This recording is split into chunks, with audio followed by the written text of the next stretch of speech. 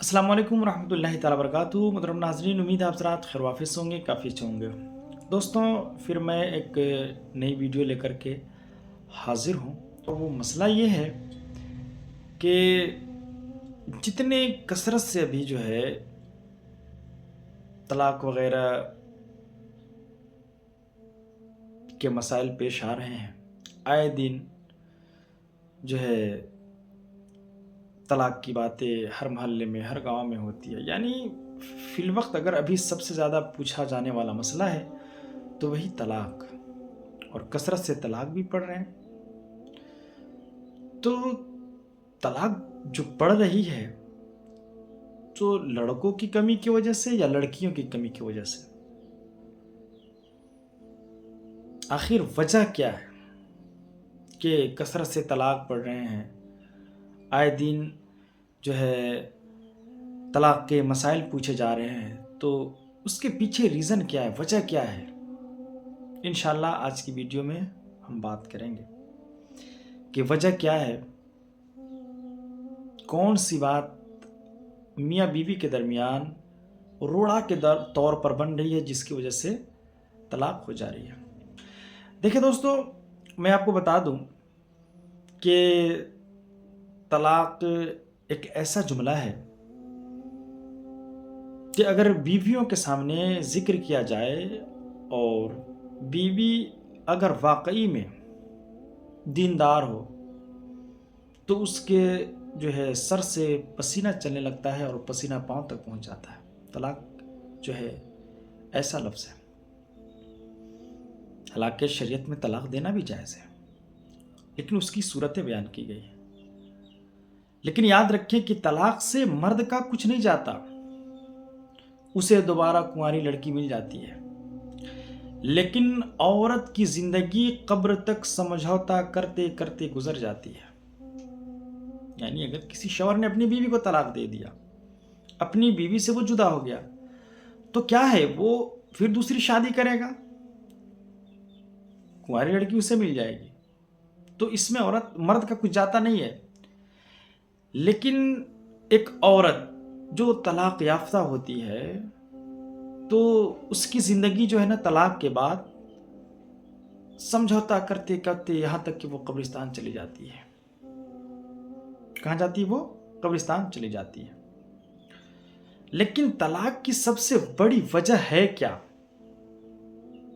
ये गौर फिक्र करने की बात है, सोचने की बात है, समझने की बात है कि आखिर क्या वजह है कि कसरत से जो है तलाक इतने हो रहे हैं। तो मेरे भाई याद रखें कि तलाक की सबसे बड़ी अगर वजह है तो वो खुद औरत है। औरत, जी हाँ, वो औरत है। सबसे बड़ी अगर तलाक की वजह है तो वो औरत है। जो ख्वाहिशात उसका बाप 50 साल में उसको नहीं दे सका, वो अपने 25 साल के खावंद से तवक्को करती है। जब पूरी नहीं होती है ना, तो मामलात में खराबी शुरू हो जाती है। यानी वो जो ख्वाहिशात वगैरह का मुतालबा वो अपने शौहर से कर रही थी, अगर ख्वाहिशात को शौहर ने पाए तकमील तक पहुंचा दिया तो अच्छी बात है, वरना अगर ख्वाहिशात पूरे नहीं हुए तो बस बात लड़ाई झगड़े तीस तक वगैरह वगैरह।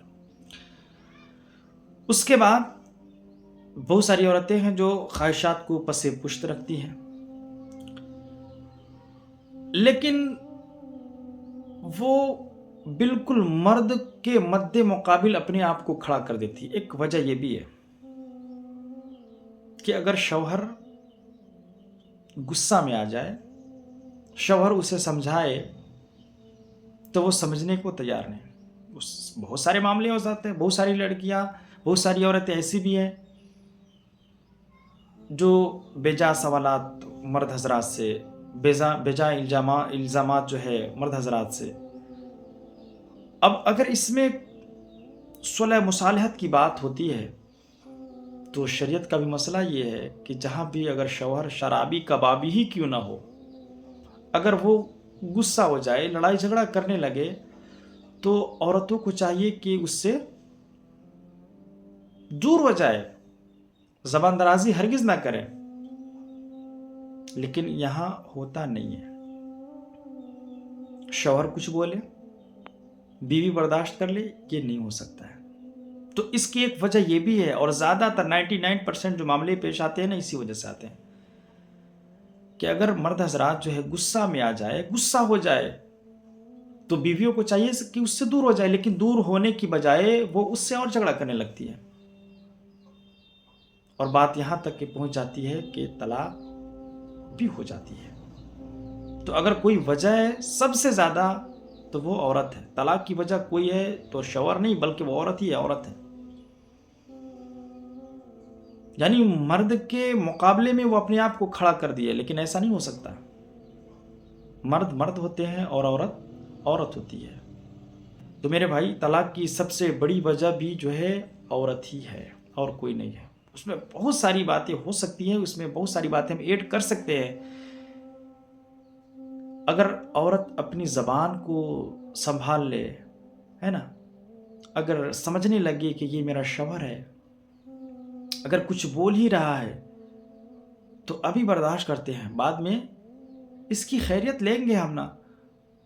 جب وہ راضی ہو جائے گا، غصہ دور ہو جائے گا اس سے، ہے نا، تو ہم اس کی خیریت لیں گے.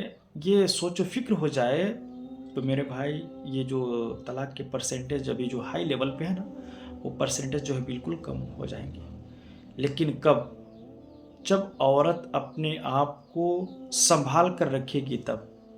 ورنہ اگر عورت یہ سوچ لے کہ مرد اور عورت کا حقوق بالکل برابر ہے نا، زبان درازی کرے، بے جا الزامات وغیرہ لگائے، جب بھی شوہر غصہ ہو جائے تو اس کے ساتھ جو ہے زبان درازی کرے، خاموش ہونے کی بجائے اس سے جھگڑا کرے، تو بتائیں طلاق ہوگی یا نہیں ہوگی؟